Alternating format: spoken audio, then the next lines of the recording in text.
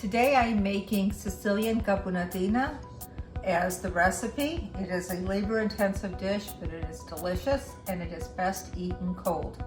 So the ingredients that you will need is, I have eggplants here.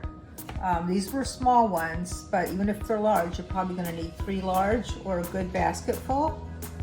I have 3 potatoes, 3 large onions, a large stalk of celery,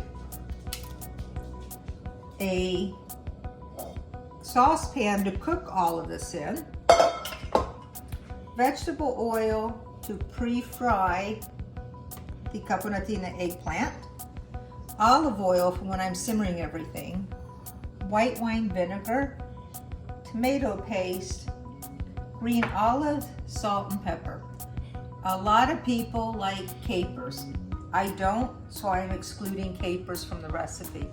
So let me show you the steps that are involved, and at the end we'll show you what the dish looks like. Thank you. I'm preheating the vegetable oil, and we're going to put the eggplant in it, but we're going to fry the eggplant as if they were in a deep fryer and take them out a few at a time as a pre-cook on it. I'm using vegetable oil because of the burn point. It's going to be a little bit higher. Make sure to use a medium flame. You don't want to go too hot or you will ruin your stainless steel pots.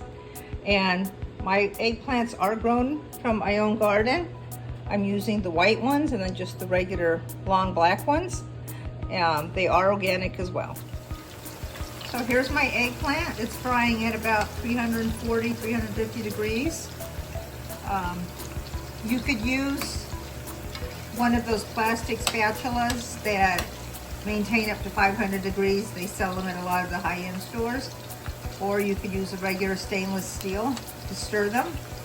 And we're just going to let these brown a little bit and then do the same thing with the remainder that I have left over. So here's the eggplant that's fried, nowhere near the end product yet. And here is the potatoes. We're doing the same thing because they cook quite a bit.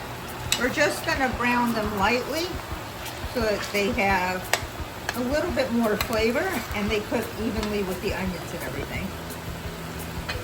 2 key ingredients I forgot to mention. You're going to need a head of garlic chopped up, and that's going to go simmer just a little bit with the olive oil. That's what we're going to use to melt down the tomato paste. And in addition to the vinegar, you're going to need some sugar and some water to add into the tomato paste as it's cooking. So I'm going to let this simmer just a little bit, and then we'll melt down the tomato paste. And this is one of those cases where 1 can wasn't enough, 2's too much. Here's the vinegar, so I'm going to melt it down with vinegar. You shouldn't be spilling like I did, but stuff happens. And then just slowly, you'll end up mixing it all in.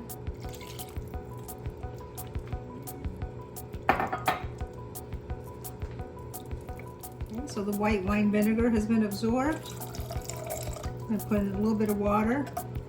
This is where you're going to have to go more on consistency than a measuring out. So this is still pretty thick.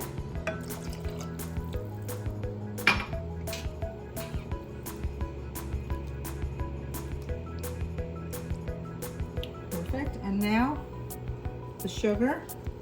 And I'm going to make it to taste to where it's a sweet and sour. And I don't want to put too much in, so I'm going to start with less, and then if I need to add, I add. And I think we need a little bit more water here.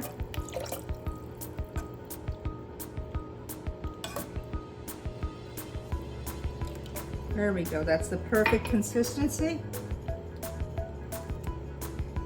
And we're going to put this on the side and show you how this will end up going into the Caponata. Here's the onion. I got the onion in there. I'm going to throw in the celery, and I am salting and peppering each step individually. Okay, so now we have the celery and the onions sauteing. When these are ready, we're going to throw in the potatoes, the eggplant, and the sauce. Here's the onions and celery. They're ready. We're going to throw in the eggplant that was cooked separately. stir that in. I think I might need a bigger pot here.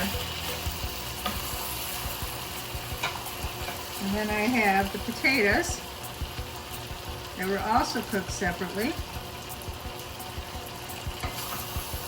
We're going to stir those all in. But what I'm going to do is I'm going to add some of the sauce. And you see I put some of the olives in the sauce to season it. And I even decided to add a little bit of garlic this time. I wanted a little bit more of a fresh flavor to it that the garlic would give.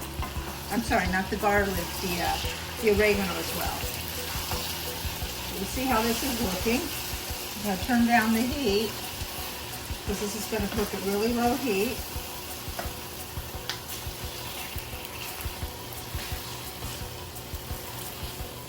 I'm going to put in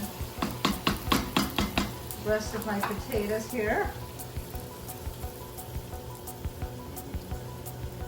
And I put the paper under the potatoes after I fry them, or the eggplant, really just to remove any excess oil. Got one left here. There we go. And we will be using all of that sauce in here. So let me stir this up and show you how it looks. I am going to let this simmer for about 5 to 10 minutes at a very low heat. So even though the flavors are separate, they're going to combine.